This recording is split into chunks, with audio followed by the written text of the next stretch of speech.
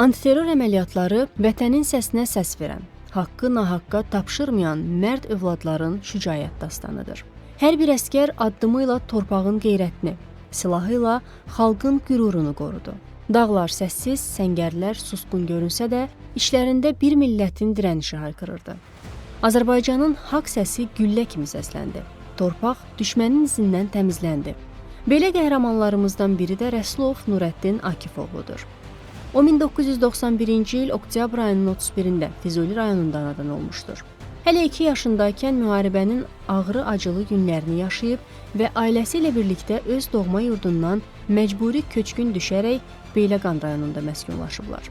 Nurəddin Rəsulov orta təhsilini Beyləqan rayon İlham Quliyev adına Milkənd Orta Məktəbində almışdır.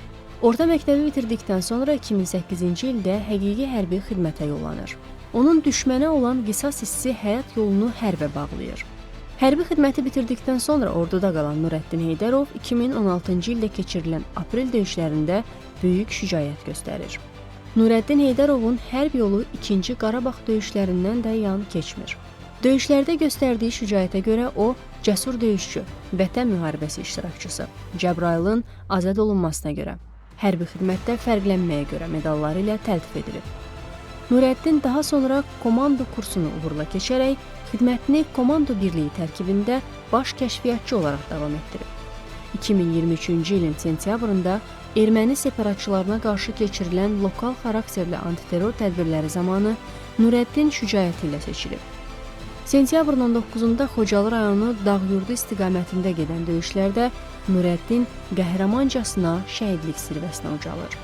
O, böyük izdihamla Füzuli rayon Aşağı Zərgər kənd qəbirstanlığında dəfn edilib. Ailəli idi. 3 övladı yadigar qalıb.